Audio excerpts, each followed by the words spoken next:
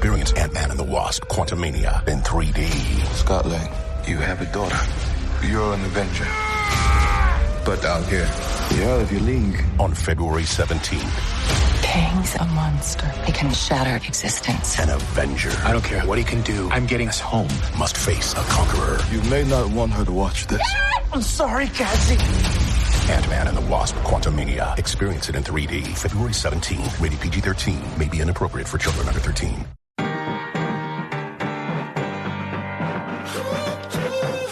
Hi, and welcome to Deep Dive with Jamie Stein, where we take a deep dive look at all things reality TV, pop culture, and the world at large. I'm an intuitive and an empath, which means I pick up on the thoughts, feelings, and energy percolating in other people and the world around me. I believe there is meaning waiting to be found at every turn if you're willing to see it. So join me as we dismantle everything from trash TV to high spiritual concepts and learn more about ourselves, each other, and how we're all connected.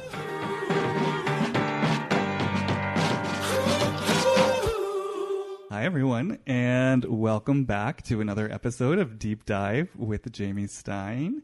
I am so excited by today's episode. I'm excited by today's topic. I'm excited by today's guest. I am here with someone who I imagine a lot of you are familiar with. I'm assuming a lot of people listening to this are also listeners of Bit Sesh.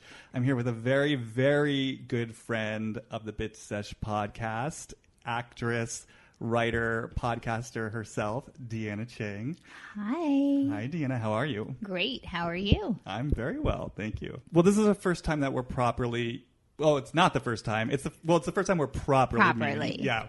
We had like one little introduction via Casey Wilson outside of a coffee shop like way back when.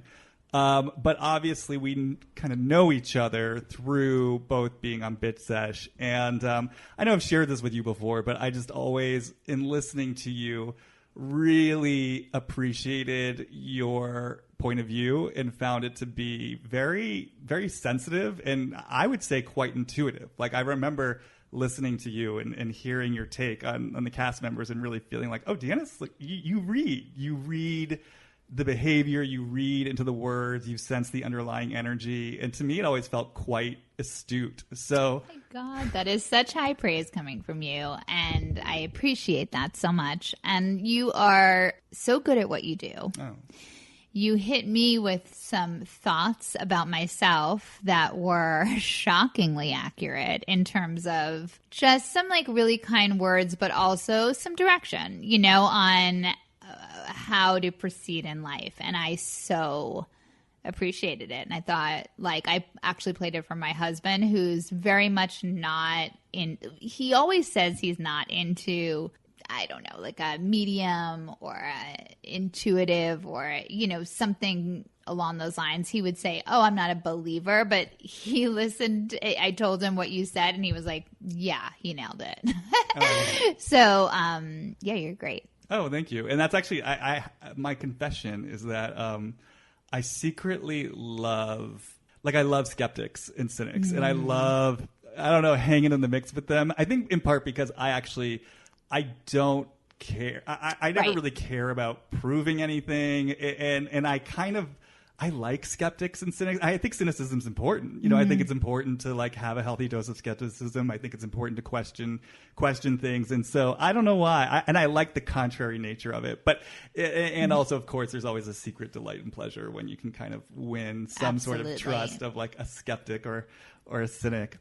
And I also just appreciated too, and I think this is something I shared with you, I just experience you as having like a really kind of what I call a subtle energy and like it feels like a quiet sensitivity, which, you know, I love Bit Sesh and it's funny and it's dynamic, but there's a lot of like larger than life personalities. And so I always just enjoy your voice because it just feels very grounding, but it feels strong, but in a very kind of like subtle way. And I think I actually relate to that too. Like I think I relate to that kind of, I know what it is to be in the room full of big personalities and to kind of like be holding something down that maybe is a little bit quieter. Maybe not everyone's like picking up on it, but it's kind of a crucial ingredient to the mix. And that's kind of how I experience you. I hope it's okay that I say that. Oh my God, that's amazing. And yes, I think that's a compliment, so I will take it. Okay, great.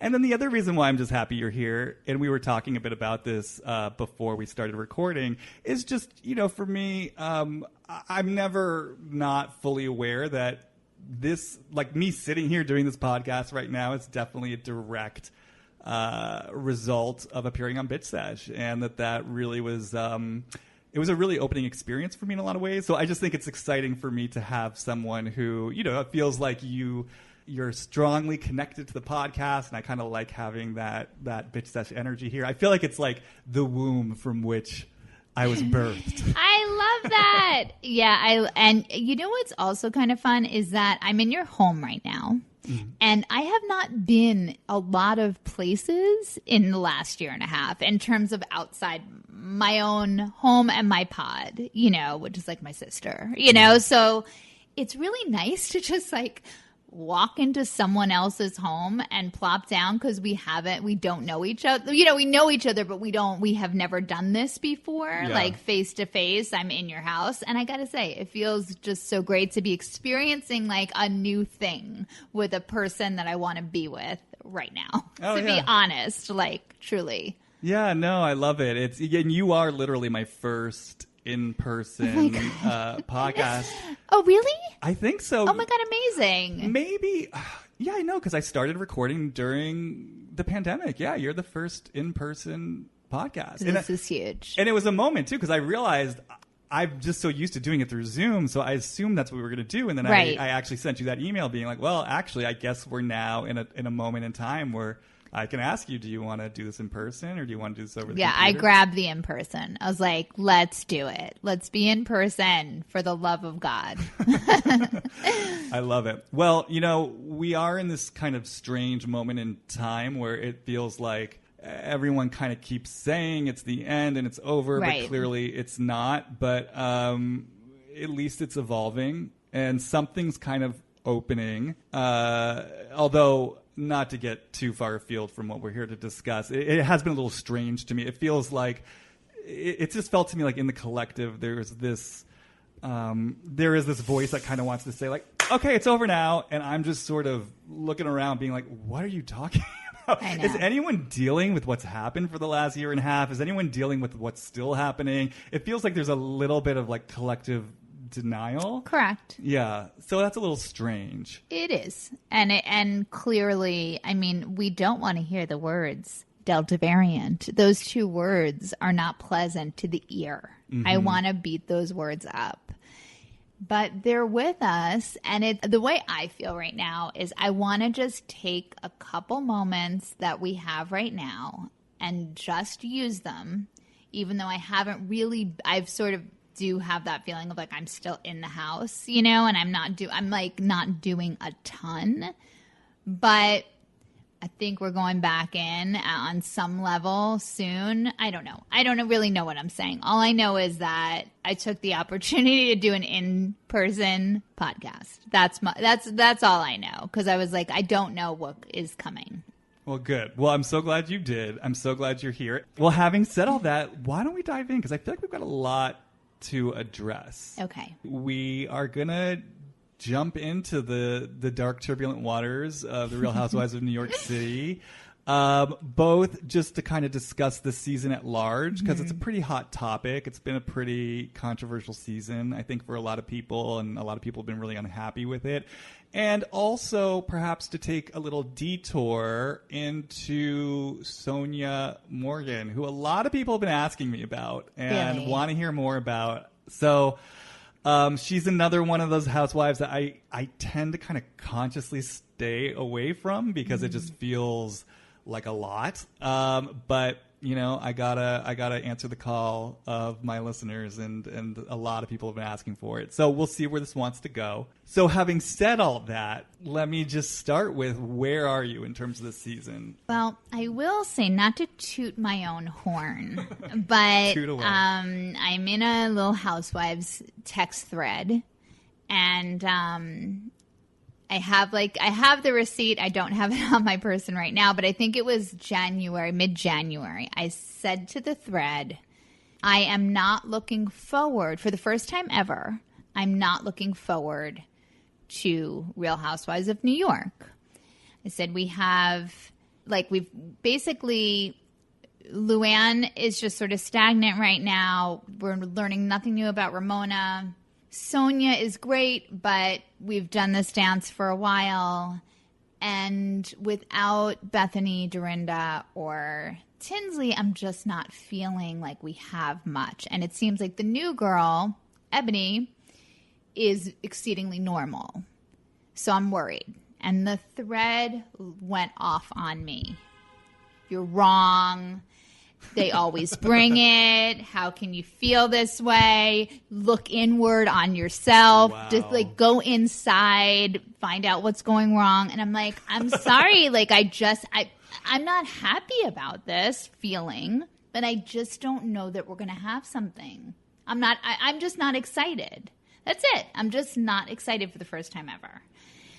So, to your point, I may have some intuition. And I think for all those reasons, we're having a tough time.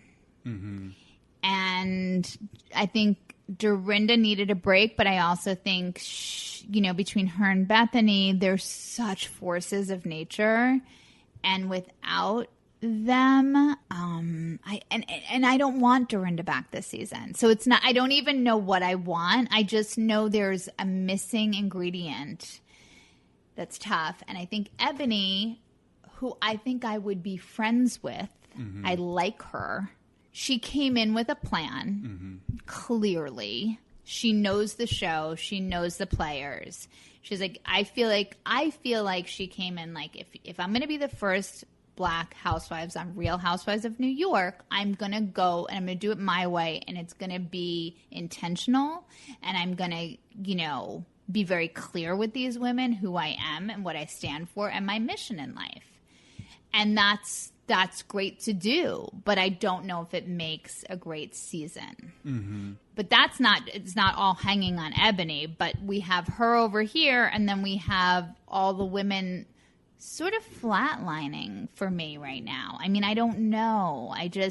The chemistry is not there. I'm missing something. Mm-hmm. That's where I'm at right now. Well, I don't know if this will bring you comfort, but I could actually go a step further than your initial text, which is I actually felt New York has been repetitive and stagnant for seasons.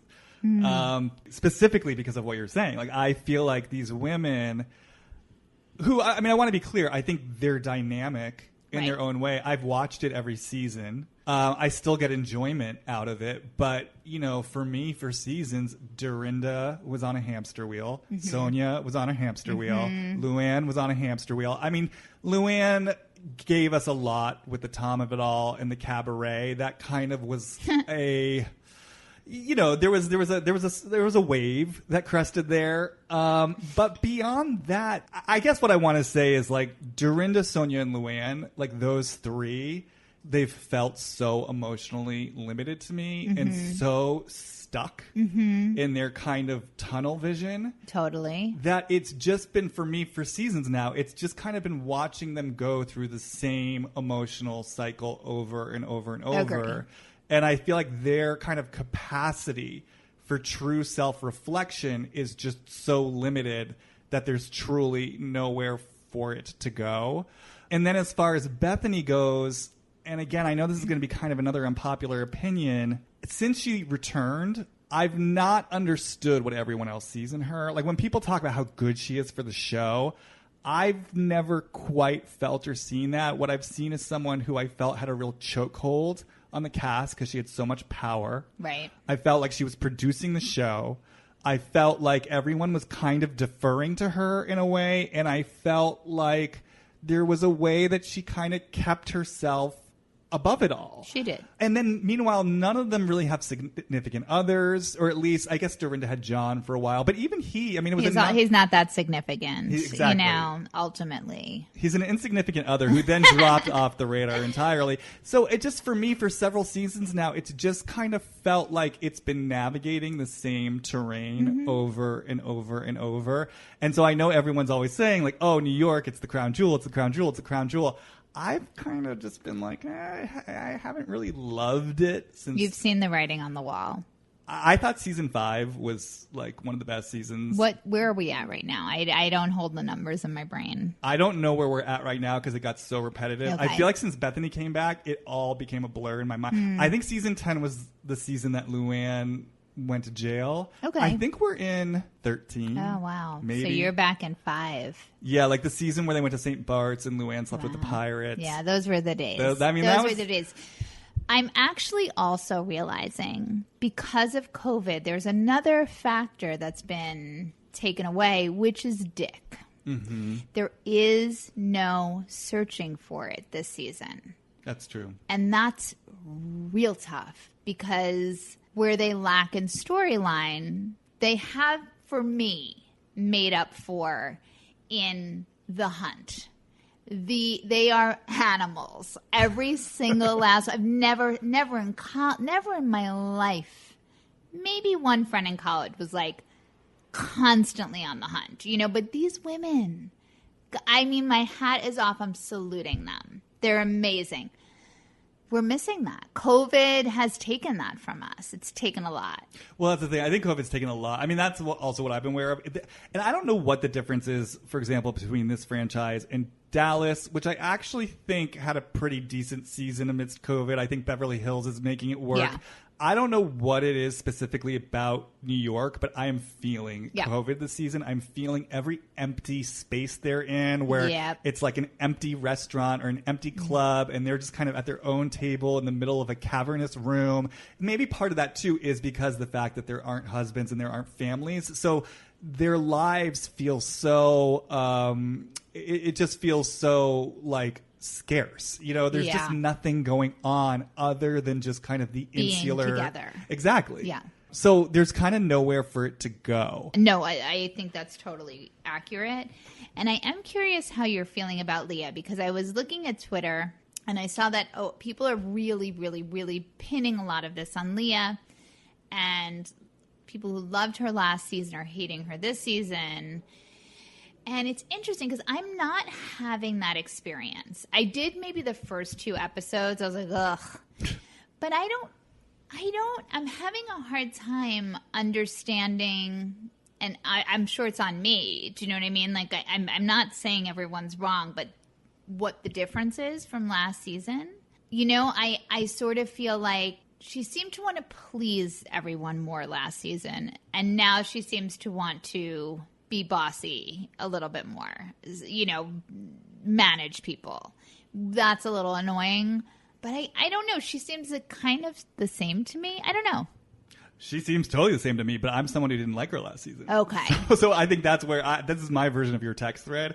I was one of the few people who I didn't like her last season. I found her to be exhausting. I found her obsession with Ramona to be tiring. I felt like she demanded to be accepted for who she was, but then she wouldn't accept other people for who they were. It's kind of like, you got to accept me as who I am, but then you better change to please me. Right. I think a lot of people rallied around her because she was going against Ramona. And of course, Ramona can be a huge asshole. But I spoke a lot about this in one of my episodes where I kind of explored alcoholism on NYC. But I'll never forget, that birthday party where Ramona literally said to her, like, hey, I want to include you. I want to invite you to my birthday party.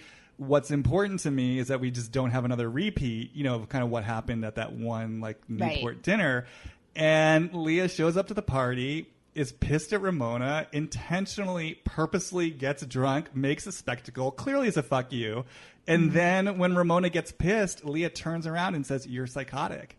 And then accuses Ramona of gaslighting her. And I'm just like, no, Leah, you actually purposely provoked a reaction out of Ramona and then called her psychotic for it. That's literally the definition of gaslighting. I know. She tricked me. She tricked me. She did. Because I sort of was like, yeah, Ramona's overreacting. And maybe it was with Sonja breaking glass, but yes, I hear you 100%. Yeah, there was a lot that I had to say about Leah last season. So for me, she's the exact same. Okay. But I don't know. I can't speak to the experience of really liking her last season and now not liking her, because to me, it's just been consistent. I will say, actually, and we'll probably get there, last night's episode, I actually started to warm to her This a was little her. bit. This was the best episode. It was. By far. And we've showed up. Whatever episode in this is, we're actually in something because it has been bleak. Yes. Bleak. Well, so I definitely want to touch on the ebony of it all. Yeah. I think, God, I didn't know how I felt. And then I was watching the episode from 2 weeks ago, and then I was watching last night's episode, and I suddenly, I found my rage and I found my feelings.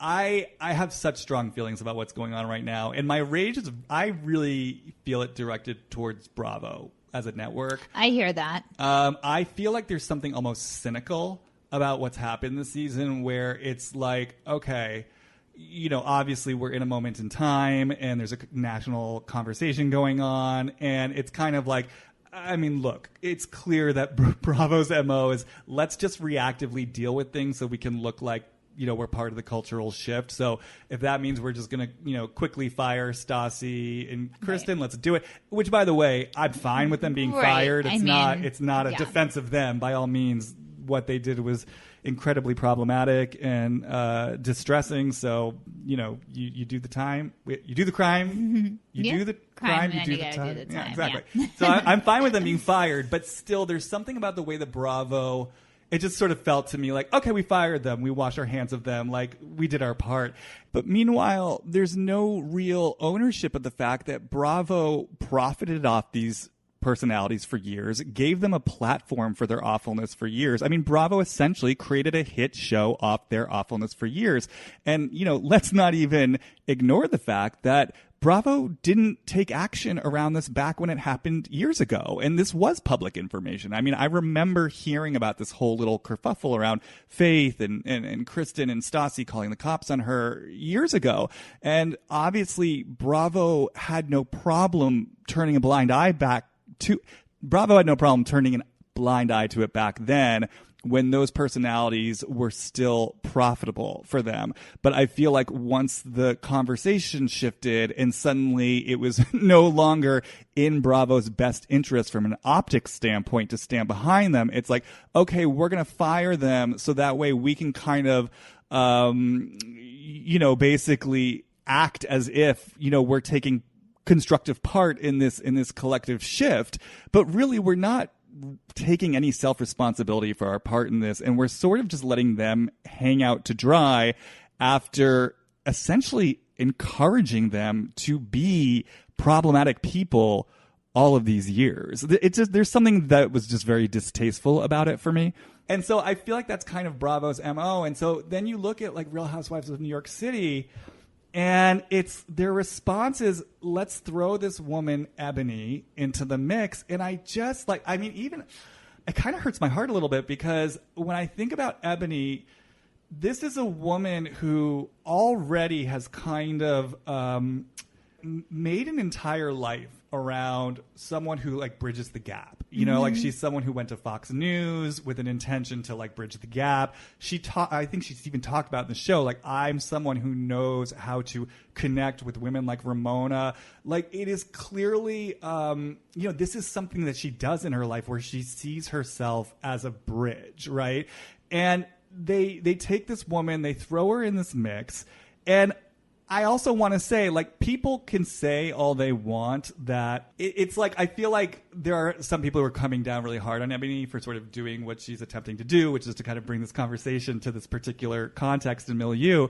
But the fact is, I remember when the show premiered and she had her BLM mask and whatnot. And I remember people literally saying, Ebony understands the assignment. So It's kind of whatever people are saying now, they're at least in some part was kind of an expectation and an understanding of Ebony, this is your assignment. This is what you're going to go and do. Right. That was coming from the outside. She clearly feels that from the inside as well. Right. You're throwing her into the mix with these women like Luann and Ramona, and it's who are never going to get this. They're thick, I mean, Luann can't even tolerate conversation about, personal.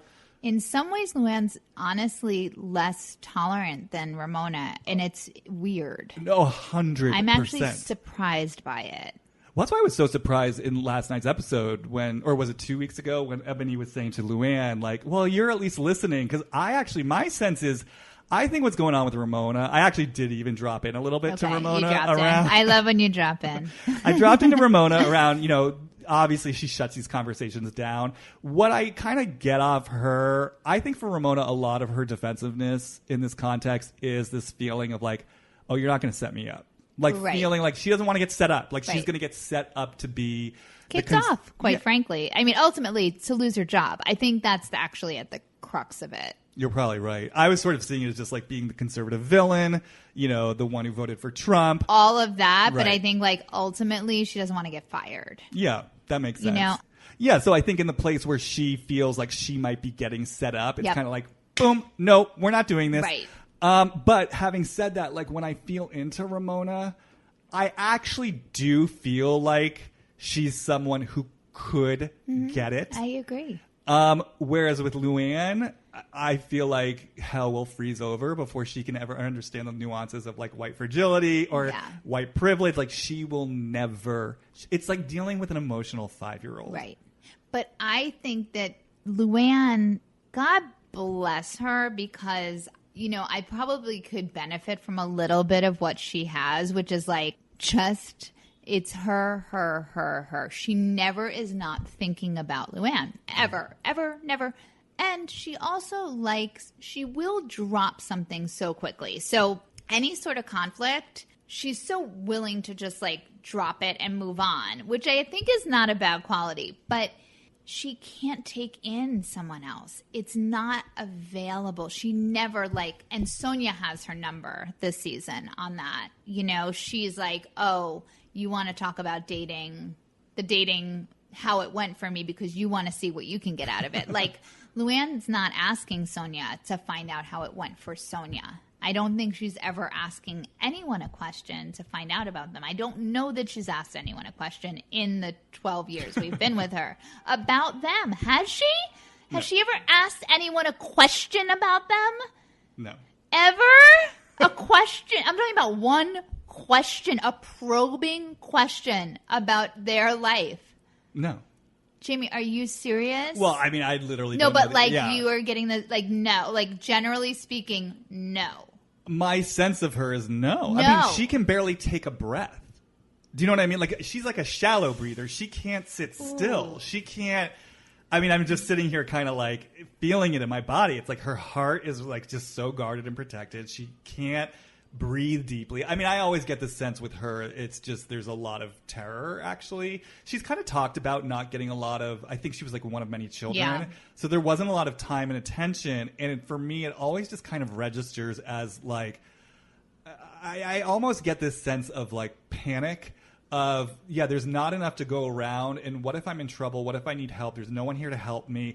Almost like an existential level of kind of fear that kind of feels like, I can't sit still long enough to like take someone else in, because if I sit still long enough to take someone else in, that means I'm going to be still enough to take myself in on a deeper level. And if I take myself in, that's the place where I might realize, holy shit, I feel like I need help. I feel like I'm in trouble. And my old childhood fear or story is that there's no one out there to actually help me. So let me just, and me. It's like an intoxicating drug, right? That just kind of keeps her just floating, like above the reality. Yeah. It's almost ironic, right? Because it's in being so compulsively obsessed and focused on herself in this kind of superficial way, it becomes a way to actually avoid herself on a deeper level. By being me, it prevents Luann from ever having to be, I think, in the kind of deep relationship with others that would actually take her into deeper connection with herself. I mean, she would need, I feel like for Luann to get somewhere, if she could, she would need to be in a space where it would feel safe for her to slow down long enough, to take people in, to breathe. I think she would then have to feel like that terror that she has never kind of let herself feel. I'm all so the way. scared right now. That is terrifying. Just what you're saying and how the way she's operating is just like, wow. It makes you feel terror because you're feeling her experience of terror? Or just I'm just trying to imagine being in that place, you know, and that just sounds like a nightmare. I mean, I feel like she'd be infuriating to deal with in real life. I think watching her on TV, you can't see me at home. I'm kind of cringing a little. She just feels so young. She feels like a 5-year-old to me. Like, she just feels like such a scared little girl. And yeah, it's like she can't take in anything. Whereas Ramona feels more like 15, maybe 25. And I feel like Ramona doesn't want to take things in, but it feels more like a choice, like a self-protective defensive choice. Like, I'm choosing not to take things in because, this is how I keep myself safe. But if I wanted to, I think Ramona has enough grounding and she's in her body enough that she would feel safe to open and to take people in when she wants to. But it's going to be on her terms. Like, she's never going to do it when you want her to do it. Wow. Right? Yeah, I love it. I mean, maybe we should go through the ages of everyone in Real Housewives of New York.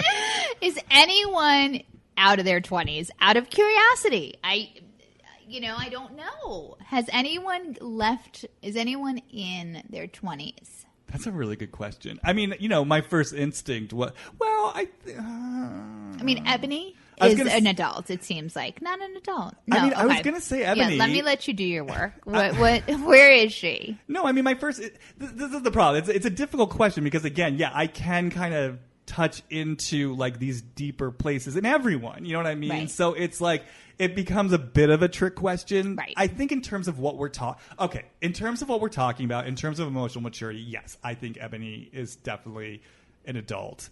I think Bershan seems to be, Bershan took me on a wild ride. Wild. What a ride. Oh my, Marona Mia. It was such a ride. Because I was into her, like really into her. And then she had a complete meltdown where I was much like Ramona. I was like, Bershan, like I thought we had something. What's going on? You've completely undermined everything that I thought about you.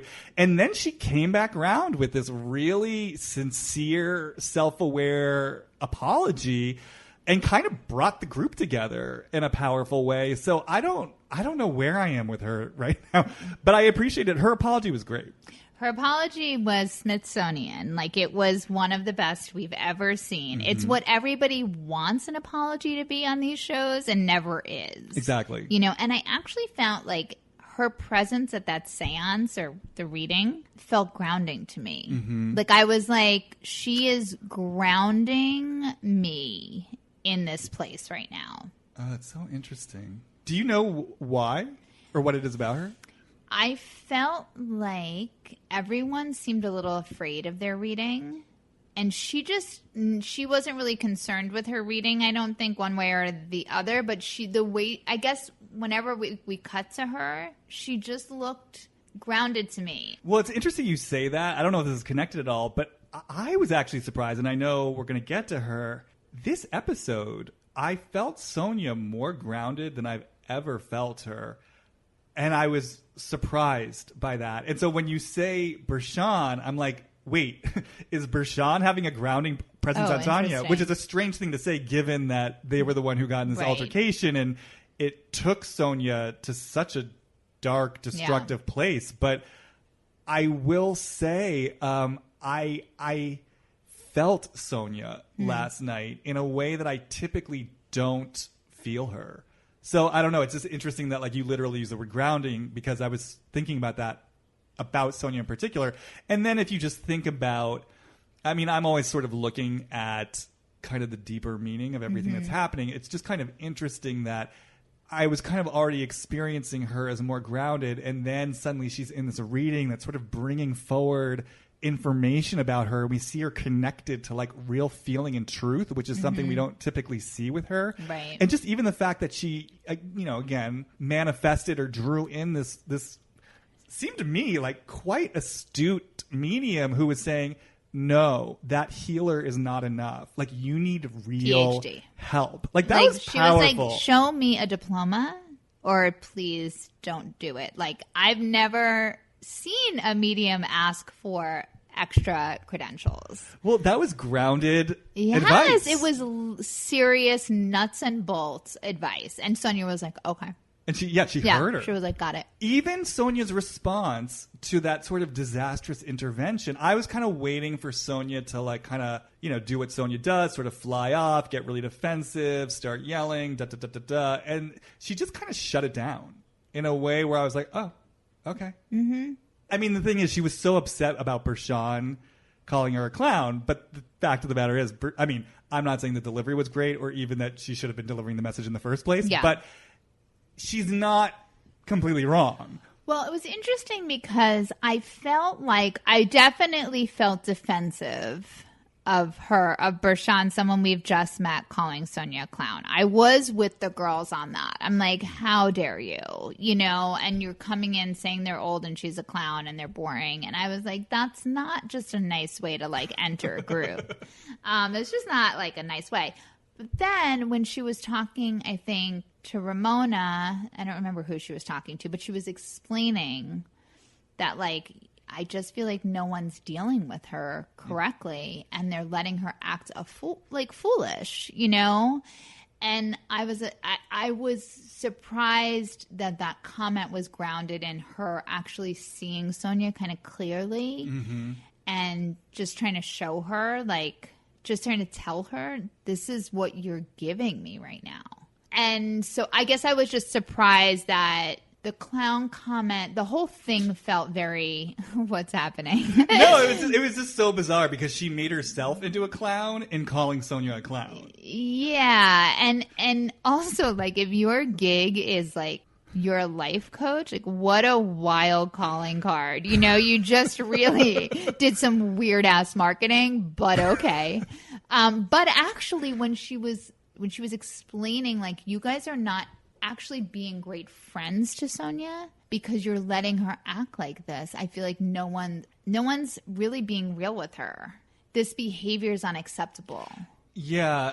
It's so, I've got so many thoughts going on at once, but it's so interesting because it's like, I'm so intrigued by the contrast between Ebony and Bershan. And I also want to say, I wasn't done talking about Ebony and Bravo, but I'll come back around to that. But it's so interesting because I kind of love that Bershan is this life coach who's willing to be wild and to make mistakes and make messes. To me, it almost is like, that's the life coach I want to go to because there's something about that. I'm like, okay, you're taking risks. You're following your impulses. You're taking responsibility for your behavior. Yeah, we got to look at the full package of it because, like, at one point I was like, this is crazy. This is just, but like, you're right. When we get from A to B to C to then the end of it. Well, exactly. And I have to say, as we're talking about this, I'm finding it so interesting and fascinating, and I'm just kind of connecting all the dots in my head.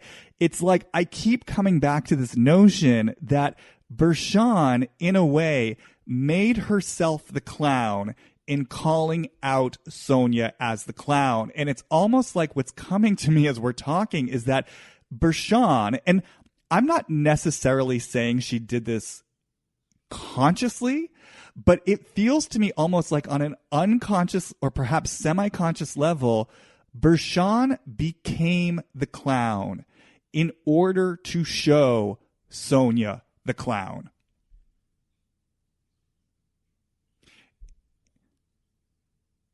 It's like she was literally letting herself embody the clown. Every time she kept standing up and being like, Sonja, you're doing this. It's like she literally made herself into the clown. And I think there was something about the spectacle that Bershan created and the way that she was modeling the clown for Sonja that I do think on some level held up a mirror to Sonja that was incredibly, incredibly difficult for her to look at. And I think that's part of the reason why we saw Sonja eventually move into this place of what I would call stark rage and violence. And the truth is, people can correct me if I'm wrong, I don't think we've ever seen Sonja in just that kind of naked expression of unadulterated rage. And going back to our point earlier, it is interesting to me that the next day she did feel more grounded to me. And again, that next day is the day that we saw her get connected to authentic emotion, connected to her childhood. It was the next day that she got this really grounded advice from the medium. So like I said, I'm just kind of putting all the dots together because I really heard you say something about Bershan's grounded presence in the seance. And there is this part of me now that's kind of feeling like, is there this sort of medicine in Bershan where these impulses were moving through her and this energy was moving through her and she just let herself follow it? And in doing so, she held up a mirror to Sonja as the clown and that it caused some sort of breakthrough for Sonja. Now, again, I'm not saying that Bershan was necessarily conscious of what she was doing, but I'm also not saying that doesn't mean that this might be part of Bershan's brand of medicine, and that she could be someone who could consciously own, like, hey, I'm really energetically sensitive and I can kind of start tapping into you and your energy and I can hold it up as a mirror to you and for you to get you to see something. And that actually feels quite powerful to me. Yeah. I'm now, let me go Google, like where, because now I'm listening.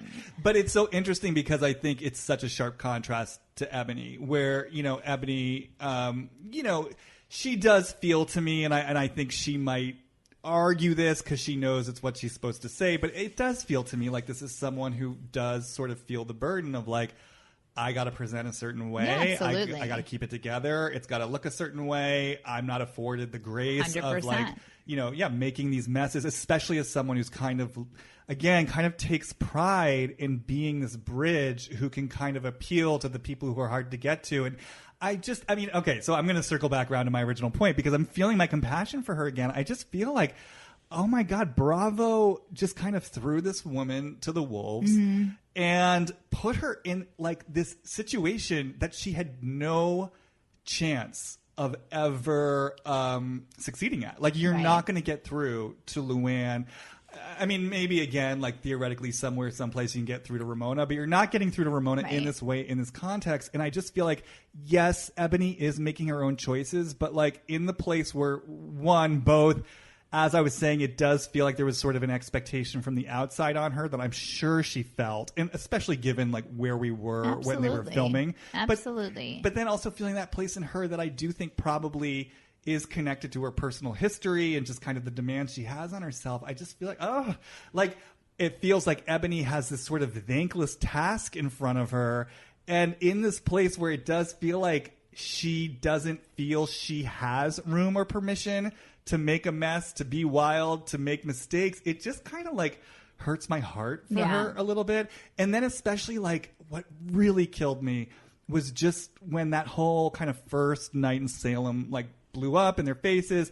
And then she was kind of like, later in the hotel, she was like, okay, yeah, now we can kiki. I just had to get that out of the way. And I know. I just felt that place in her that was like, yeah, this failed. I'm realizing it ain't going to work. And now let me kind of push that aside to try to kind of salvage this. And I just felt like she's getting set up in a way. And then the other thing too, though, I also feel a little bit defensive on behalf of, the conservative out of touch women like Luann and Ramona. Cause I'm just like, Bravo. They've been set up in a way too. Exactly. Right. Because listen, Ebony is who she is. I'm sure she is who she is in most arenas, whereas, she's going to bring exactly what we've been seeing. But it's also, to me, kind of like Bravo has profited off of these out-of-touch Upper East Side women. Right. First of all, that's what this show has been for years. Let's just be honest. Clearly. It has been about conservative out-of-touch Upper East Siders. Absolutely. Jill Zarin, even Bethany. Yeah. I mean, look, she was one of the hipper ones. She still had a frickin' sweater with snowmen saying, chillin' with my snowmies, thinking that was like the most, the hippest, most, what, do you get it? Do you get it? Do you get, like, she named her dogs Biggie and Smalls and thought that was cute. I mean, I know. Carol Radziwill, again, she was kind of like the hipper one, but she's still hanging out with the Kennedys. Like, this was never a show about, the young, hip, woke, version of New York. And I just feel like it's a task you can't win at. And it's like, it's also been a big success for Bravo. So for me, it's kind of like, okay, you're willing to kind of showcase this and give it a platform when it works for you. Right. Now the cultural conversation is shifting. So you're going to kind of throw in someone into the mix who then kind of gets to, and I'm not saying Ebony is doing this at all. This is not her intention. But the way that it's sort of unfolding is, okay, now the audience gets to kind of take pleasure in vilifying Ramona and Luann. And it's not to defend, look, I mean, some of the stuff is making me cringe. It's embarrassing. It's problematic. Right. But it's like, this is who they are. Yeah. And we knew this. We're not confused. Bravo knew this. And there's something to me about like, okay, we're throwing Ebony in the mix. In Bershan, we've done our part. Like, we're not taking responsibility for Ebony's experience. We're not taking responsibility for Ramona and Luann's experience. Right. We're just doing what we're doing so that we can basically say that we kind of rose to the occasion. And we're not taking any responsibility for this clusterfuck, which truly is a conversation that is going nowhere. It is going to go nowhere. Yeah. And it makes me angry. If we're just even thinking of what the Housewives franchises are, they're narcissistic, messy women in general, So has Bravo ever taken any... I think it's hard to put a cast together when what you're looking for is drama. Ebony is a normal person. Right. Which is what my initial take was in just hearing a couple things about her is like, she's not... You and I were talking earlier about why Sutton can't not, she is in the moment. God bless her. She can't not be. Her whole body and face and everything shows it at every moment. She has the camera being on, the camera being off, it doesn't matter. That's not who Ebony is. Right. Ebony is very, very intentional. And I don't know that works on a Real Housewives show. No. Now I think ideally she would be able to sort of come in with what her purpose was and then have fun. And be a mess. And have drinks and be silly and do the show. Right. She can't stop doing it because it is a disaster and she's not making headway and we're stuck. Nobody's having fun. And that's why I kind of think Bershan is actually a better fit. And it feels like the show is coming to life now because Bershan is willing to just, like we said, let it all hang out. She's willing to be weird. She's willing to be a mess. And so she actually did the clown dance. She fits into this group, But it's interesting. Did you watch Dallas or no? Do you not watch Dallas? I did. I had a real tough time with. I like Dallas this season. Go on. Well, I thought it was an interesting contrast. I mean, I was one of the few people who was into this season, and No, I enjoyed it. For me, I think one of the key differences, because I was thinking why did it work? Why for me did it work with Tiffany versus what's going on with Ebony? And I think, one, Tiffany fits into this world. Yes. I mean, you believe she is neighbors with Cameron and Stephanie. And then I think because of that, because I think to your point, she is a real housewife. She is that housewife material. So even though, yes, she's doing a similar thing where it's okay, I want to introduce you to my culture. I feel like when we get a conflict about Cameron eating chicken feet, to me, this is still in the Housewives universe of banal, petty fights. And it works because it does have a very kind of organic connection to a cultural conversation. So I was kind of we're still in the Housewives universe. Yeah, you get that. With women who are also genuinely connecting to one another. Whereas on New York, it just feels like these two completely different universes. Yeah. Fish out of water. I will say, to my own point, the Hampton stuff I was actually kind of into because that to me did feel more organic where it was there was a fight that erupted at the table and Luann said it. I mean, she went to the place of oh, you're so angry. And, I mean, like, at least from my perspective, yeah, it definitely felt sort of charged. It was it was an interesting comment to make given how everyone was, responding. So in that sense, I was kind of into all that because I was like, to me, it felt organic. It felt like we're in the Housewives universe, and now there are women of color, and so we're bringing in the shade that previously hasn't been there. Right. But I think after the Hamptons, it just started feeling. I started feeling more of just like kind of the seams getting stretched. Of these are women who would never be friends. They're from different worlds. It's not fitting, and so everything's just feeling forced. Yeah. I had a thought. I was thinking where my anger with Bravo and myself is landing is the fight between Sonja and Bershan, the physical altercation. Because Sonja smashed that fire extinguisher window, mirror glass, and the weight of it, and maybe it was the editing, maybe it was the flashback of it all, instead of it having like kind of rolling out in what feels more like real time. But I did not put the weight of it on Sonja that I would have done, that I did with Monique. I didn't. And putting hands on Candace. Maybe it's a person versus an inanimate object. I don't know. But I know that I didn't give it the same weight. And it's absolutely bananas. Yeah. That she punched through glass in a hotel. Yeah. And we did seem to land on Bershan needing to be the one who everyone was like, fix it. Yeah. Instead of Sonja, who did have her finger in her face and did ruin public property, like ruin private property. Yeah. Do you know what I mean? So I felt angry at myself. And then also at Bravo or the show or whoever, that Sonja got positioned as the white person in a better light that wouldn't have been maybe granted if it was Bershan who broke the glass. Right.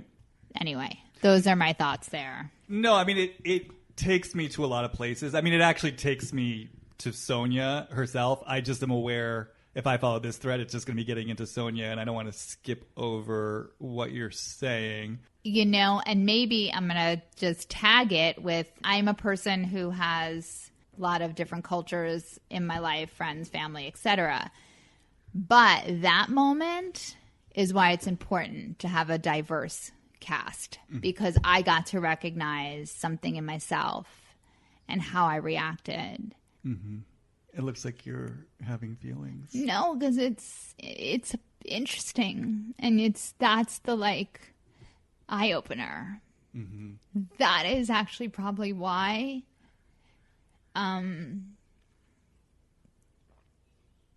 diversity matters and these conversations are actually important.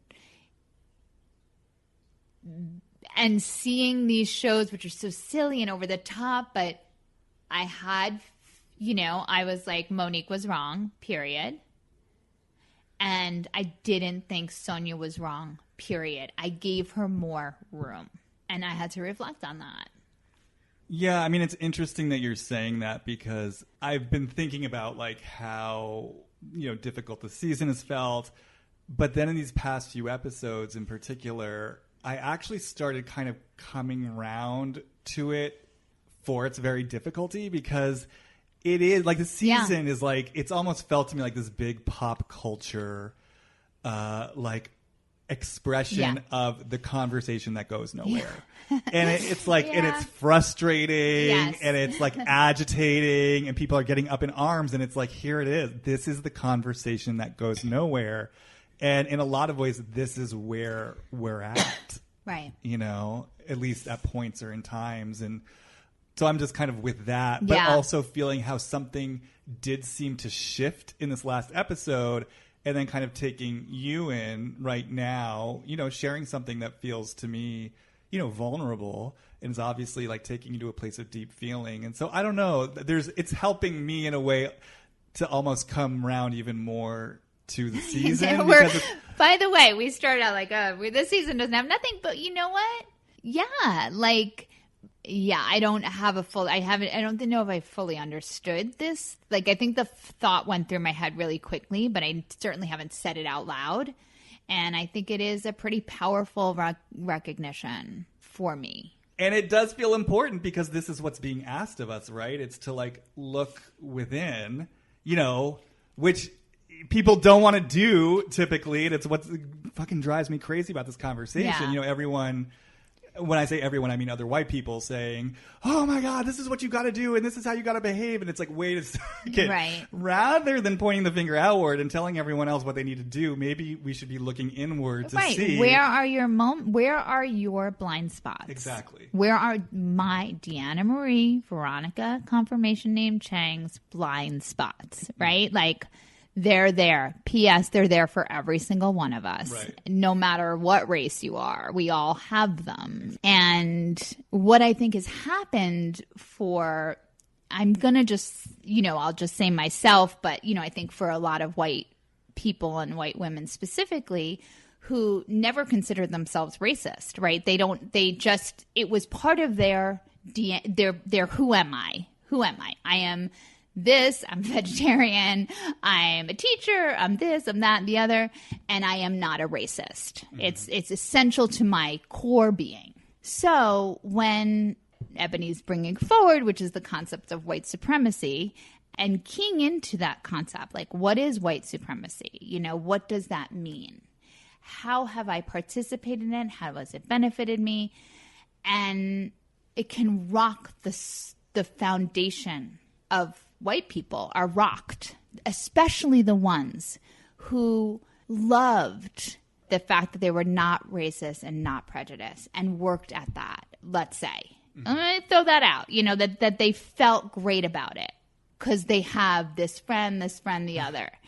And I think that this time and having a minute and breathing and reflecting and looking at systems and looking at where you grew up and how things were paid for you and that school was a given and, you know, money was put away for this and that and the other and like how this has benefited you in life, it's startling to have to go like, oh, okay, so I have benefited from systems and white supremacy and there's racism in me because I haven't looked. I was floating on a fucking bubble of this is a melting pot and America's a melting pot.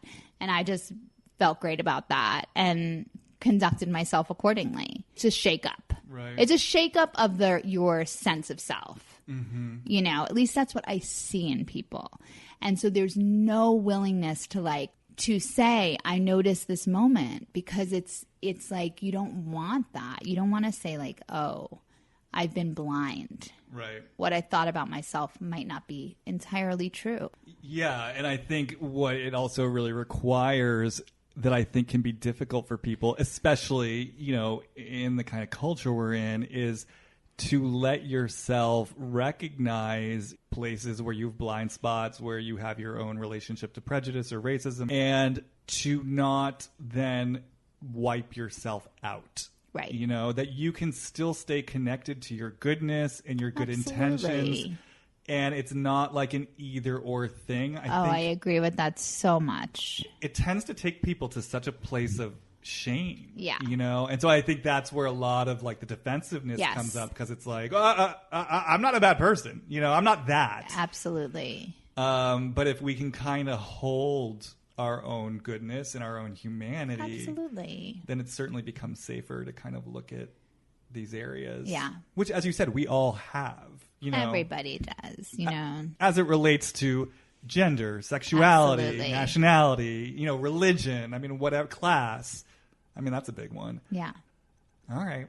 Well, I also think it's interesting to kind of pivot it towards, you know, Sonja's sort of personal journey. And again, kind of one of the loose intentions of this episode to get into Sonja, which is, you know, just the notion of Sonja getting a free pass and also Sonja as the victim. Because I will say, I feel like I have a wide range of unpopular opinions when it comes to New York. And one of them is that I'm sort of one of the few people who does not tend to love Sonja. And particularly, I really don't love the narrative that gets organized around Sonja as like the helpless, just like the helpless little lost girl. And I think in the case of like Leah and Ebony earlier this season, kind of seeing her as a victim of the other women who's too weak to stand up for herself. And we've got to rally around her. And then she becomes the pet project. There's a way in which Sonja, I feel like,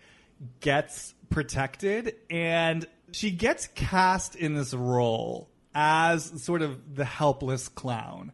When, for me, I always feel something much sharper and, I mean, frankly, entitled underneath that. I felt like we saw it actually in season 5, going back to season 5. That's season 5. I got to give that another look.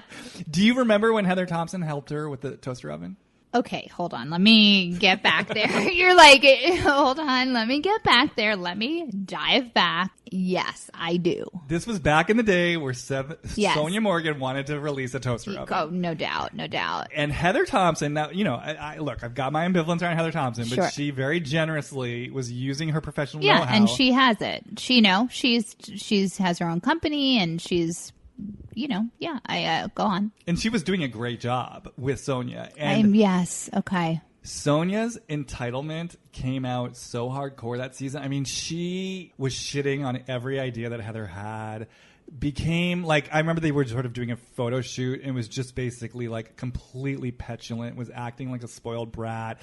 Heather was like trying to help her with her branding and was like assembled a team that would normally be so expensive to be like, this was is that with the men and she was in the outfit? Yes. And, yeah. Okay. Got it.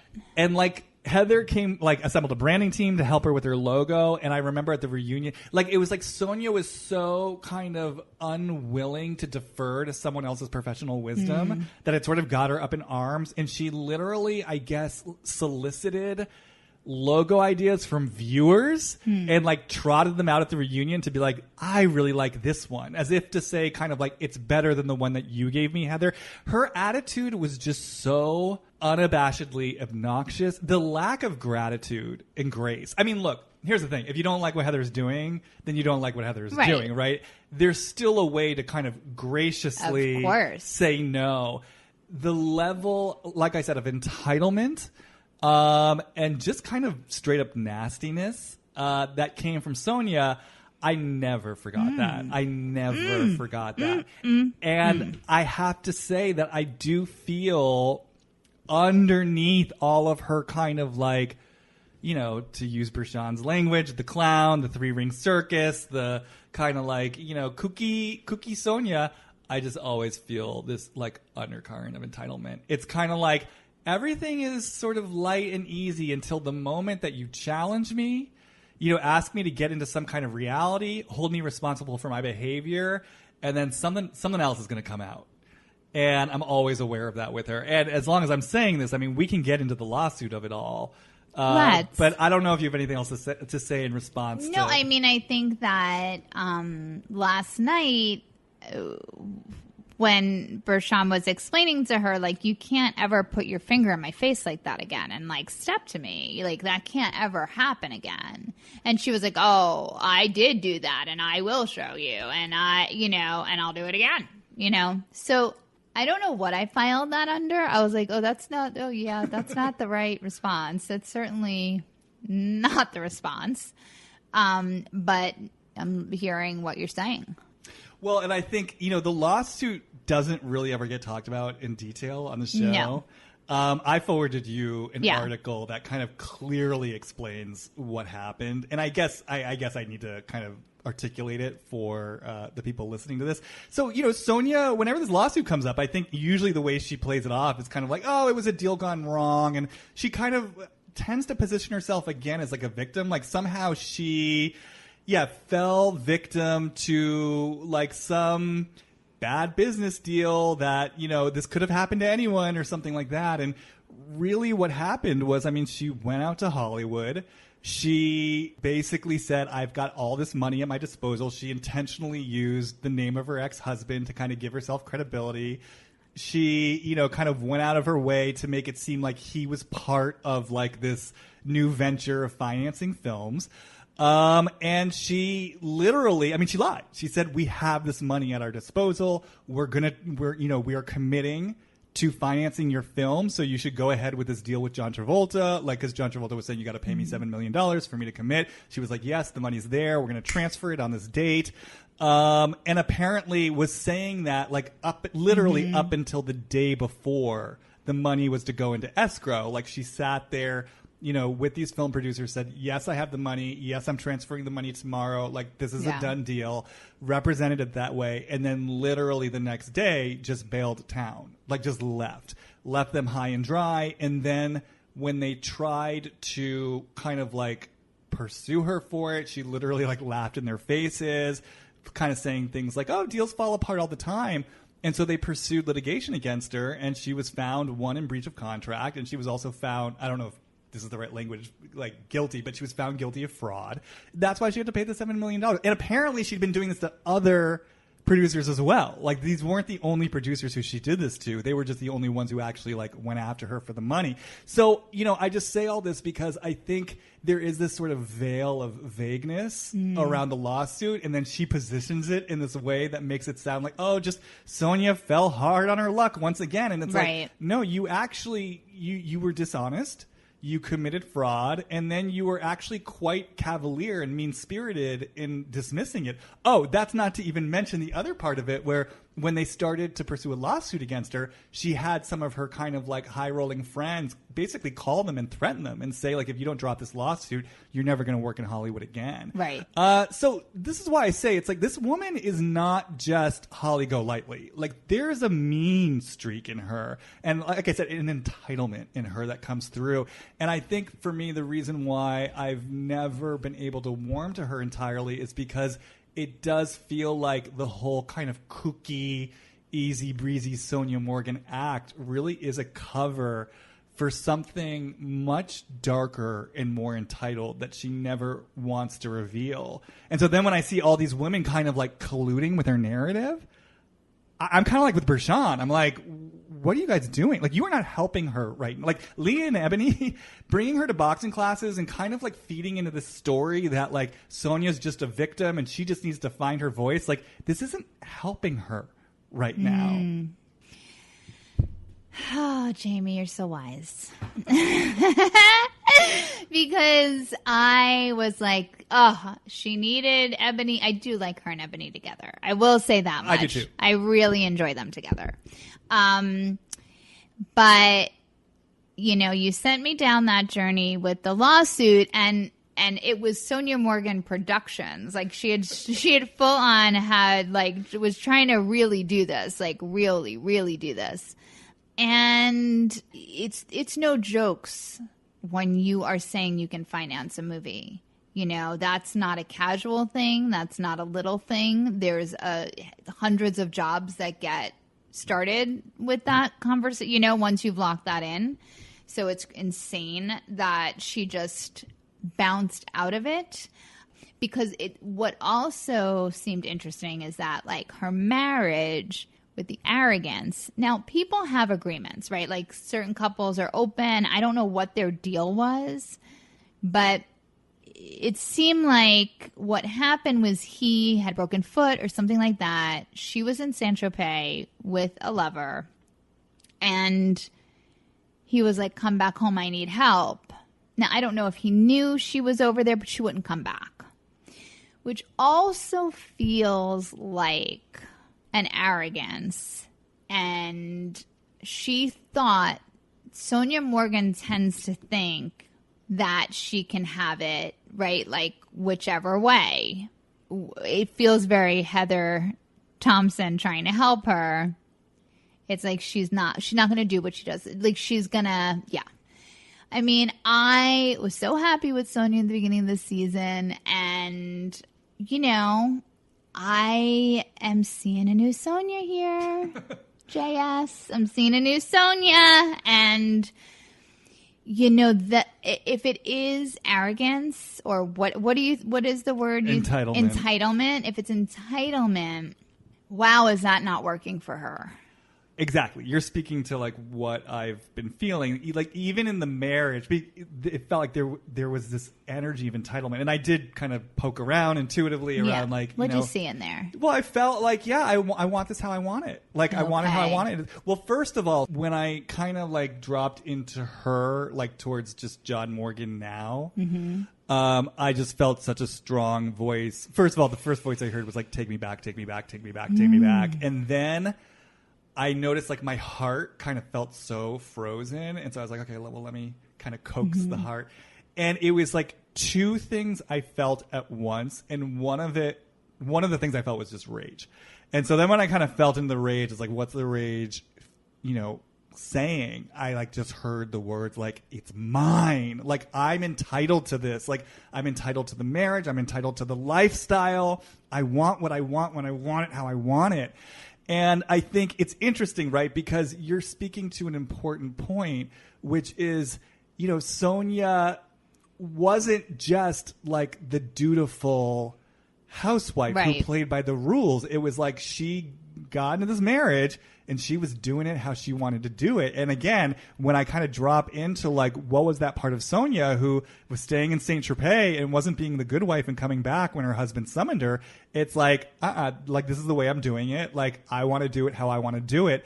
And so I was kind of, and so then I was kind of like dropping into, so what would happen if I'm Sonja and I kind of instead kind of feel into what it would have been like for me to be the good, dutiful wife who sort of plays by the rules. It just triggered just this deep level of rage. And I think the flavor of the rage to me was kind of, it's like, I'm owed this. Like I'm supposed to be able to do it my way. And it's like, this is what it is. If I play by the rules, then I'm going to have to feel the way in which I'm constrained in this marriage. And I'm going to have to be an emotional reality about like the price I've paid for the choices I've made. I don't want to be in that reality. So I want to do it my way because I want to stay lost in the fantasy. And I don't want to feel like the reality of what I've done here. It's like, basically what I'm saying is I just think there's a deeper rage in Sonja that she's been avoiding her entire life. And it's like, and this is what I really want to say about it. I hope I'm not saying too much at once. I feel deep down Sonja, and we kind of got this last night. She is someone who is waiting to be rescued. I think she's waiting to be rescued right now by her ex-husband, but I think on an even deeper level, I think she's waiting to be rescued by Dad and the people that, she wanted to love her. And I think she has so much rage around that, but the catch-22 here is if she lets herself feel her rage, then she's going to get in touch with her powerful energy. Ooh! And so if she gets in touch with her powerful energy, she's suddenly going to know herself more as an empowered adult. And if she's an empowered adult, guess what happens? She no longer can be rescued. And she has to give up that fantasy, right? It's like a mind fuck, right? Well, I think there's probably a lot of women in that situation. Yeah. What you just said.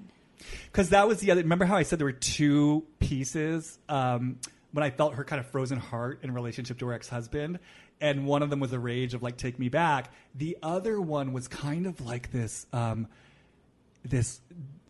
just like this self-infantilized helplessness. Right. And that was the part to me that feels like, I'm keeping my heart frozen because I don't want to know the part of me that's angry at him. I don't want to know the part of me that has this rage because, again, if I feel this anger, then I'm in a more empowered place and he can't come rescue me. So she's like in this bind. Well, that's interesting because I've thought a lot about like her reaction to the Morgan letters, and she defends the Morgan name, and the rage that comes with it is so enormous. And I think she is so furious that they won't, or he won't, or whoever won't from the Morgan land help her. Right. But that's what happened in Saint Tropez.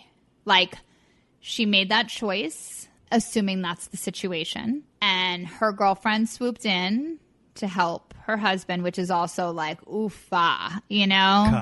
Connie. I looked up Connie's picture. Oh, did you really? I did. Oh, she's cute. She's like she's Sonja-esque, not as pretty, not as sexy, you know, but probably a version that will just show up and be with the husband. Do you know what I mean? And not be a problem. Right.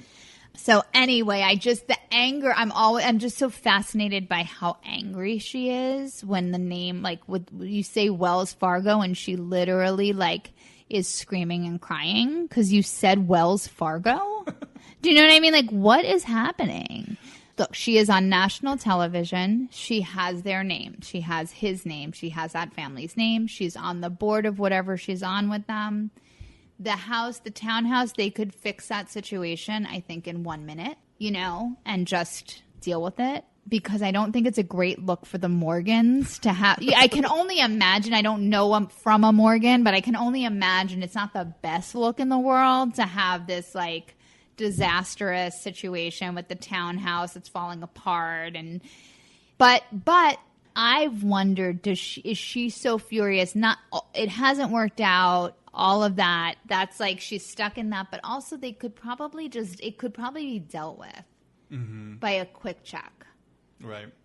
And no one's doing that for her. Yeah, I mean, again, I kind of always look at everything, you know, from the place of like deeper patterns. So, it's like if I were working with Sonja. Yeah, what would you do? I mean, for me, it would be about like working with the rage that's triggered by the situation with her ex's family, yes.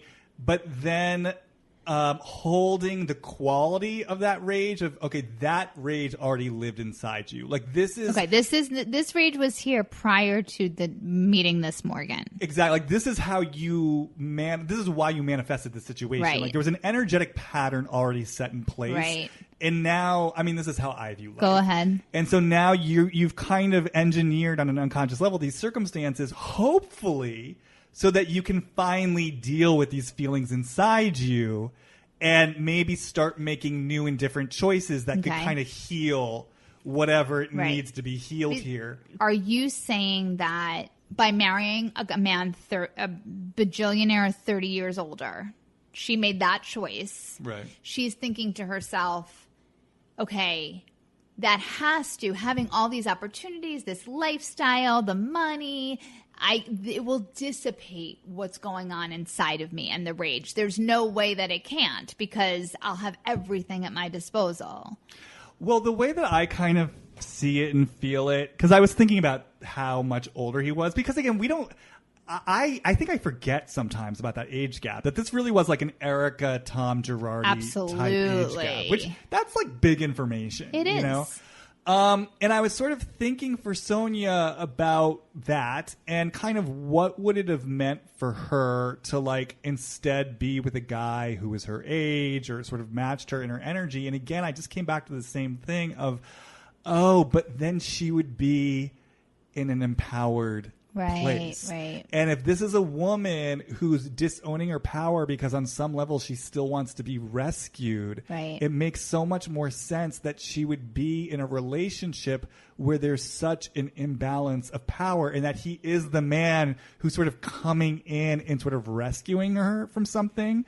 If we go with the present day circumstances, right, that this situation with her ex-husband and with the Morgan family is simply an energetic recreation or reflection of an emotional dynamic that already lived inside of her. And that these present day circumstances of her waiting around to be rescued, clinging to the townhouse, pursuing her businesses in kind of an ungrounded, delusional way, these are all things that are just going to keep her old cycle going. And she's going to end up abandoned over and over and over and over again because she's not dealing with the core rage that needs to be dealt with. This is an opportunity for her to surrender the desire, the belief, the fantasy that John Morgan or the Morgan family will ever come through for her. And in that place where she's willing to surrender the fantasy to finally get connected to the rage that needs and wants to come out. The rage that wants to say, it's not fair I was abandoned. It's not fair that no one loved me in the way that I deserved. And to get into emotional reality so that rather than waiting for other people to rescue her, she can rescue herself. Now, and I hope I'm not saying too much, I also am so drawn to her relationship with her mother. Like that, I just feel something there. And I just feel, especially like messages she got around what it means to be a woman, what it means to be a sexual woman, her sexuality. Because when I drop into her marriage to John, like more at the time, it's kind of like, I'll show you. See what I did? Like, I made it. I did it. Like, there's kind of like a charge to there. the dad or to the mom. Like, to the mom, to the dad, to the yeah. family. I just feel like she got messages about Right. her and who she is. It's like... Right. She's like, I landed the fish. I landed the big fish. I did it. Like, see what I did. You told... Like, yeah, in some way I had some experience of like... feeling like my feet were cut out from under me, getting messages about who I am, keep it down, oh, Sonja, you're this, you're that. Like some experience of not being seen or heard, feeling kind of like stigmatized. Is that the right word in some way? And yeah, so then kind of like landing this guy, and I think this kind of speaks to your point where it's like, it kind of gives her everything in a way. And so then it's just like, yeah, see what I did. And then when it's but then yes, she has to kind of do it in her fantasy way, because if she doesn't, she has to do it in the fantasy way, because if she doesn't, she has to feel the limitations of the situation she's found herself in. She has to feel the limitations of her choices in the way that she's gone about creating what she's created for herself, which would then trigger the rage that she doesn't actually want to feel. So it's like she's staying lost in the fantasy, kind of like passive aggressively. I'll show you. I'm doing it my way.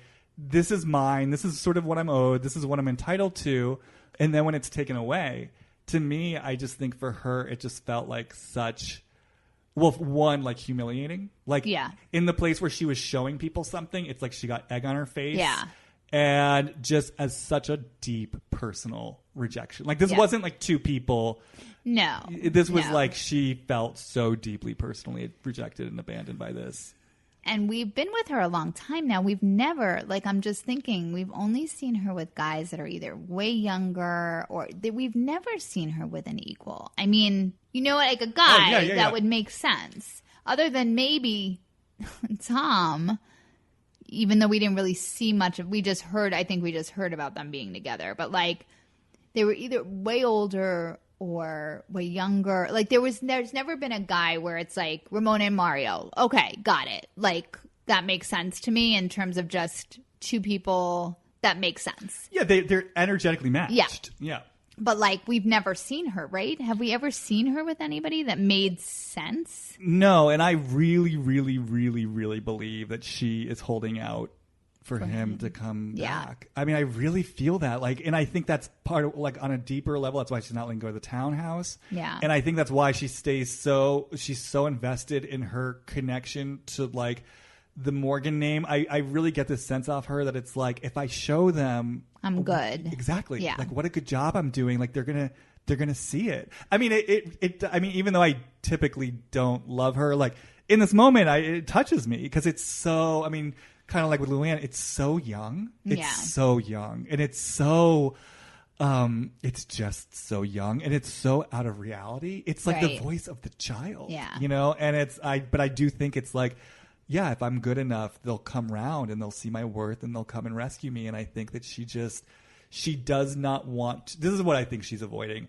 I think she just does not want to feel that heartbreak of the place where no one's coming to rescue her. And I think that from the child's perspective, she's been interpreting that as a reflection of her like worthiness of love. Because, you know, that's what we do as children, right? And, like, the real healing for her. So if I were working with her, it would be about, let's get you connected to your entitlement and to your rage, which will then lead to the deeper vulnerability of, holy shit, I want someone to come rescue me. Feeling the heartbreak of the surrender of no one did come to rescue me. No one is coming to rescue me. And feeling that heartbreak without going into a story that this means like you're not worth loving or that, you know, you're not worth rescuing. It's like, that's the child's story. You just need to let yourself feel a heartbreak so you can kind of like grow this voice up into an adult woman. Because my sense of Sonja, honestly, is actually that she's a very powerful woman. She kind of strikes me as like, when I kind of feel into who she might be if she were allowed to sort of grow up, I get very Miranda Priestley vibes. Like, you know, kind of like, boss bitch in charge who's like running some sort of fashion something. And like, she knows what she's doing. She knows what she wants and you don't fuck with her. That's kind of what I sense off her, but fun too. Well, it's like that journey that I would love for you to work with her. How do we get that to happen? She would never want to work with me. Okay. It's so hard to imagine what you're asking of her. Those are huge things. Yeah. But there's such a promise on the other side of that. Yeah. That, wow. I know. Like, what a wow. Well, and that's how I feel about a lot of these women. Because the thing is, anyone who's on one of these shows, they're powerful manifestors. Like, they're creating stuff. You know, I mean, I was just saying that I was on a podcast called Andy's Girls talking about Erica Jane, and I'm just like, look, this is one, say what you will. What she's creating for herself right now is so larger than life and over the top dramatic. And it just makes me wonder, like, my God, Erica, if you were like fully connected and letting your energy kind of circulate in a really direct, constructive way, God knows what the hell she should, you know, she could be like a Madonna or something. But yeah, Sonja, I mean, I think Sonja, like all these women, like they're so powerful. But I think by virtue also kind of to your point earlier, you know, the type that tends to be drawn to a reality show like this, you know, there's a lot of things that aren't in full alignment and there's ways that their energy are kind of like, yeah, it's getting circumvented in places that maybe don't serve them. Yeah, I feel that way about Luann a lot. Not the powerful part, but maybe that's there. But the fact that she wants to be rescued. Mm-hmm. Like, I always feel that from her. And it's such a setup. These, especially for women, I think that grew up, well, I don't know how they grew up, but I mean, this idea that like, you're going to land the guy who has the money and gives you the lifestyle. But then like that same guy is absolutely going to drop you. Mm-hmm. That's also part of all of it, you know? And then what? I always feel like, oh, Luann wants that guy. They both, that's why she's curious about the app, the dating. How did that dating thing go? Matchmaker. Because she's like, they all want Ramona too. Doesn't matter how much the money they have. I don't know what money they have or don't have, but it's like they want that. It doesn't seem to me like they want the guy who they can grow old with and have nice times with. Mm-hmm. It's like those three want the guy to save them. That's at least what I get. Well, what I also think is interesting too, though, it's like, particularly, it's a generation of women who are really sort of getting messages around, like, you find the guy. But what I think is so interesting, again, kind of by virtue of them being the types of people who are cast on these shows, these are actually very powerful women with strong energy. You know, like they have strong energy. And so I just think that's interesting. It's kind of like, and this is kind of what I'm speaking to with Sonja and kind of wondering about the messages she got about her kind of flamboyant, sexual, larger than life energy. It's like, you know, Lou too. It's like she's a powerhouse. Oh my God. They're larger than life. So you have these women who have this really strong, vivacious, powerful sexual energy. Yes. And then they're kind of getting molded and sort of pointed in the direction of like being housewives. Right. And so it's like, it's sort of a double whammy because it's, they're sort of getting set up in a system where they're not necessarily appreciated for whom they are, but then it's like their very energy is sort of getting stifled and they're at odds with themselves. Right. Because there's something so much powerful that wants to move through them. Right. And they should find the person who can do that with them. The one question I wanted to ask you, though, is you would include Ramona in that. Well, that wants to be saved. Yeah, and it's kind of looking for a man to come. I do. Can you say more? Because I mean, as you said earlier, like she and Mario felt like a real match to me. No, I mean now. Okay. Now. Oh, okay. I see what you're saying. No. I thought they were a real match, and I think it's heartbreaking that I feel that is a heartbreaking situation. Mm-hmm. You know, that dissolved in the way it did, and that he cheated on her. Because, I mean, clearly they still have something. They're still friends and they still spend time together, you know? And I think they did have a passion. So, I mean, it's just a bummer, you know, like, boo on you, Mario. And I can't imagine being married to Ramona. What a nightmare. But I think she's looking for a man where lifestyle is going to come with it. This probably warrants its own episode. I mean, I'm suddenly am so intrigued about what is going on with Ramona and men, because the thing that I do love about Ramona, and I've said it before, I'll say it again, I do have this strange soft spot for Ramona, even this season. And again, I want to be clear, she's absolutely made me cringe and done. Well, I mean, you're a human. I mean, look, you have eyes, and you're, look, you have eyes and you have ears. Like, she's a nightmare. Yeah. But I'm with you. I have a soft spot for Ramona too. Yeah, she's a nightmare. She's problematic. All these things. But you know what? One of the things that I just appreciate about her is that she is so. She owns her energy. In a really kind of. I mean, perhaps too uncompromising, but in a really uncompromising way. Interesting. Kind of like she also has that shades of what I love about Vicky, which is like I'm earning my own money. Like that's really important to me. I like that. Is she earning her own money? Well, she did have her own. She did. I just don't know what's happening today. But yes, she did have a true religion or whatever well, it even was. Before that. Before the Housewives, she had her like reselling business. Yes. Which was successful, right? And then now she's a real housewife, and there's money that comes from that. And whatever she gets from Mario, which God bless her, that's something else she manifested.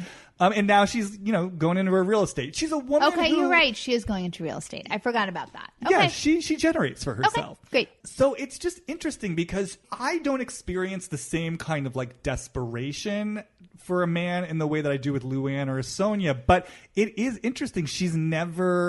We still haven't seen her in one serious relationship since Mario, and it's been a minute now. Yeah. And so it does kind of make me curious, like, what is going on with her? Well, I don't think she's doing what Luann and Sonja are doing in terms of age. I think Ramona is actually dating guys that are age appropriate. I do. Mm-hmm. I think they probably have potential to work. I don't get the sense that she's doing like Sonja will date someone in their 20s. Like, it's bananas. And Lou, I mean, my God, these women have moved through that city in a way that is, I gotta tip the hat. I mean, wow. They go out for, like, no jokes. Like, they're bringing it home. I mean, it's not done. Like, wow. But I think Ramona is banging her head off, but I think it's with men who are, like, in a range that makes sense, age-wise. I mean, what's coming to me just very casually? Go ahead. Because, I think like everyone, I've always wanted her with Mario. And what I've always felt in terms of that, because that spark is still so alive. Like, the voice I hear in Ramona around that is like, I'm never, like, letting myself get humiliated like that again. Like, she'll never take that chance of being humiliated like that again.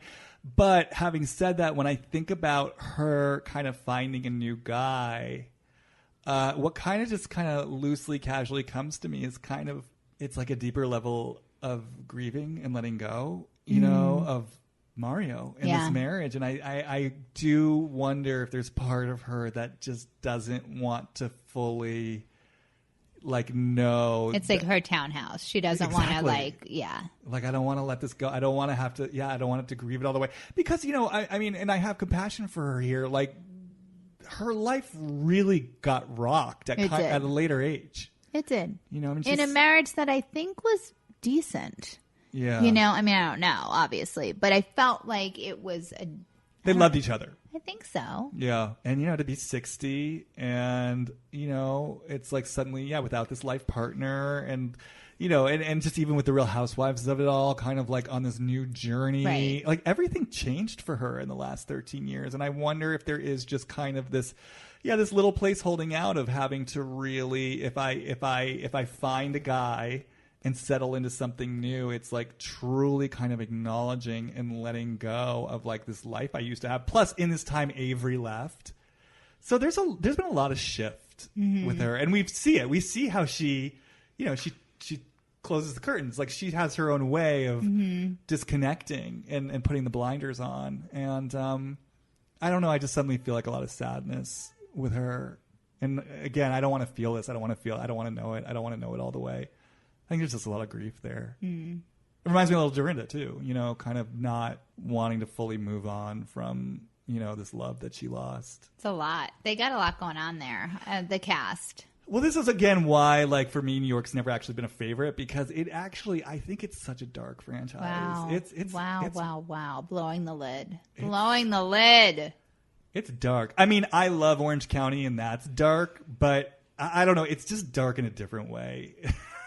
It's dark in a way of like really emotionally limited women, many of whom seem to be alcoholic. Yeah. Some of whom kind of seem like their mental health is like taking a sharp decline. But what I wanted to kind of say, just to kind of maybe bring this around to a somewhat more positive note. Okay. And to bring in kind of a different layer to Sonja even shattering the glass, like I actually am relieved to see her more. I mean, it's hard to call it conscious because there was alcohol involved, but I like seeing Sonja more consciously connected to her anger. That to me, again, it's weird to call it a good sign because she was drunk and it was destructive, but I prefer to see her more connected to her anger than doing the Sonja. Would you call the Morgan letters consciously connected to her anger? No, that doesn't feel good to me. Okay. The shattering the glass feels better to me. Okay. I think I agree with that, Yeah. but I don't know why. I think because it's so stark naked, there's no masking that. Do you know what I mean? Like, I mean, it's a problem. So there's no masking it's a problem. But there's also no hiding it behind the Morgan name or this or that. That's just Sonja's rage. And she's got a lot of it. And I think it's, like I said, I think that's the doorway in for her. If she could consciously connect and own the voice that says, I'm furious as hell. I mean, the real voice for her that would be transformative would be, I want what I want when I want it. It's mine. I'm entitled to it. That to me would be the key to her transformation. But I think anything that, that supports her and kind of being like connected to that fire would be good. Amazing. The last thing I would say about all this, and I don't know if I'm going on too long, but you know, it's like there's something about when, for example, you know, Leah and Ebony make her the pet project, and you know, Bethany did this a little bit too. I just find it self-serving. Well, I'm hearing you, and I never thought of her this way at all. But she loves it, you know, when someone takes her under, like, she loves it so much. And I'm just imagining myself right now. I would appreciate if somebody, you know, saw something and helped. Like, you gave me great feedback, you know. I appreciated that. But I don't think it's like she is that little, like that behavior is childish to be so craving it so much. Well, I actually meant self-serving for the women giving her the help. I see what you mean. Yeah. But I also want to say, like, but I think it is, for Sonja, I think it's dangerous because it feeds into the victim narrative. Right. And for someone who's literally positioning her lawsuit as, like, I was the victim of circumstance, I don't think that supports her. But yeah, I think for, like, because especially with Leah, what it feels to me like actually is a fuck you to Ramona. It is. That's what she's doing. Yeah. This isn't about Sonja all the way. This is about, like, I'm going to be a better friend to you. Leah is effing obsessed with Ramona. She is. I find it so tiring and exhausting. But even with Bethany, it kind of felt self-serving too. It's like, I feel like people kind of use her. It's like she becomes the pet cause. Right. I don't like it. I don't like it for Sonja. I don't like it for them. Right. I feel like I really like how Ebony has been dealing with her on her own when Leah's not around. I like that. I did like that. And I also want to say, and I maybe you can educate me here, because I see people a lot saying Ramona is not a good friend to Sonja. I don't understand where that comes from. Like, I actually feel like Ramona lets Sonja be who she is. Like, I feel like she doesn't. I mean, she did get involved in that ridiculous, like, intervention that we don't need to talk about. But I think by and large, she's just like, look, I see her for who she is. I accept her for who she is. I sort of like, I just accept her limitations. I never really see or hear Ramona saying mean things about Sonja behind her back. Maybe I'm wrong about this. People can write in if I've got it wrong. I think over the years she has, but I think Sonja says more mean stuff about Ramona behind Ramona's back than Ramona does Sonja. Well, yeah, I do think that Ebony is onto something with Ramona and Luann not listening to her. I actually do see that. I don't think Ramona. Do I think well, we've already, Luann can't. She's on a Luann loop on her own head. But Ramona, I think she hears her, but here and there, you know, I don't know if she's a terrible friend to her, but I think she treats her like a little bit like a pet sometimes. Yeah, I mean, that's fair. But I also think it's like, has Sonja left her any choice? Right. And I think when I see with Leah, again, like I said, I like Ebony with Sonja when they're alone, but the Leah-Ebony united front to save Sonja, I just look at that and I'm like, you guys, you know, there's sort of a demand you have on her. Like, you think you're going to swoop in, you're going to help her kind of like, there's something very codependent about it, and there's something very just kind of like, let her be who she's going to be. Right. You know, and if you can't handle that, then you need boundaries with her. But there's something that makes me really uncomfortable about this whole thing of like, we're going to save Sonja. You really blew the lid off a lot here, and I'm going to have to sit and process it, to be honest. I have to think about it, because I would have told you 2 days ago, she aggravated me yesterday, but 2 days ago, like, loving Sonja this season. So I have to reflect, I have to process, I have to sit with, and I have to think about the lid that's been blown off. And I want to throw in the caveat that this season is the most that I've liked her. And I've loved how she's shown up, and I've been surprised by it, actually, you know, in particularly, you know, with Ebony and whatnot. So I don't want to make it seem like I'm just completely, dismissing all that. Here's one other thing I will say that I think about Sonja often, is that we hear about the Morgans all the time. Fine, that's over here. That's the Morgans. But she had lived a life that people don't live, in terms of the money and the friends that she had, and it's just at the top. So like, it's just so crazy.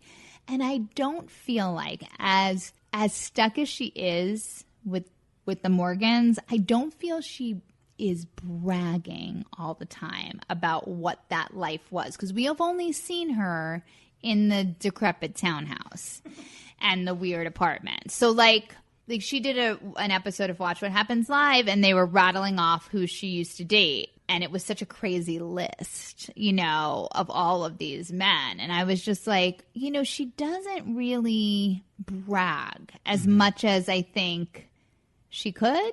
Yeah. That's just it. It's not deep. I'm not an empath. I am not intuitive. I can't do what you did. I gave you a basic thought, a simple basic thought. But you are intuitive. No, I mean, you are intuitive. You are intuitive. That whole group, you guys, that whole group over there is intuitive. You and Casey and Danielle. No, but you are really intuitive. I mean, like I said, I heard you on these episodes, and that was kind of like what drew me. Right. I'm just sharing that last thought was just bare bones. So just, you know, there's no more, no less. But here's the thing. Can I say something about that? Yes. And this is for my listeners too, because people do, you know, they come with questions a lot about like, oh, how do I develop this? And it's like, honestly, my answer always is like, you have to start by honoring and acknowledging like the intuition that does come through. And look, I mean, I want you to know truly, I'm someone who really, for a long time, discounted, I think like the value and the depth of what was coming through. And I just think there's something about acknowledging what comes through, owning it as intuition, trusting it, which means like speaking it, believing in it, even if it turns out something's off, like that's okay. Like being willing to like be in that unknown where, okay, maybe, you know, maybe it came through in a certain way, or maybe the interpretation was off, but it's like, it starts with the ownership and the acknowledgement of like, yeah, this is my intuition. This is what comes through. I trust it. It's like a furnace. It's like the more that you allow it, acknowledge it, the more strongly it starts to come through. That's cool. So I'm not saying maybe you don't really care about, you know, developing your intuition, but I want to say I experience you definitely as very sensitive, very intuitive. And so I would just maybe invite you to not dismiss yourself as... We'll take that. We will take that. And then see where it wants to go. Deal. All right. Well, that feels like a good resting point, right? I think so. I think we covered a lot. We covered. Yeah. That much I do feel. Things got covered. Deanna, it was such a pleasure to have you here. Tell me, where can people find you and what should they know about you? Okay, so you can, it's like, who am I sitting across from right here? Who came into my apartment? Who is this woman?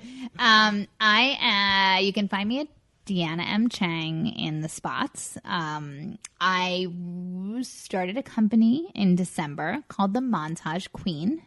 You can find me at the Montage Queen. It has been the most special experience. Oh. It's for birthdays, anniversaries. I recently did a living memorial for someone. So you're creating video montages. I am. And I do classic montages for parties and bar mitzvahs and things like that. And then this is another package, which is called the party line, which is like, you have a friend, we connect, I hear about the friend, pull a couple prompts together, put a web page together, and then your friends would send me videos and answer the prompts. And then that all gets cut together, and it's a present for the birthday person. Go to themontagequeen.com if you're interested.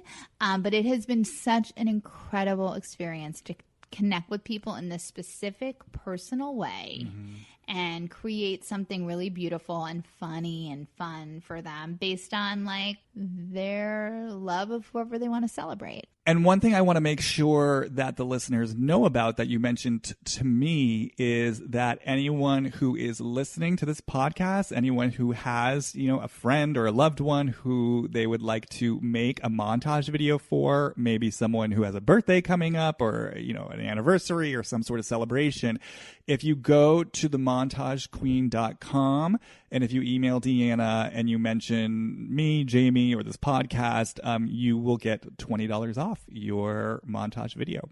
Well, thank you for being here. Thank you for having me. I'll have to have you back if you're willing. I'm already back. Okay. And as always, you can find me on Instagram, Jamie Stein, JamieStein. And if you are curious about my work, head over to my website, HollywoodReadings.com, and send me an email. And as always, thank you guys for being here, and I will see you next time.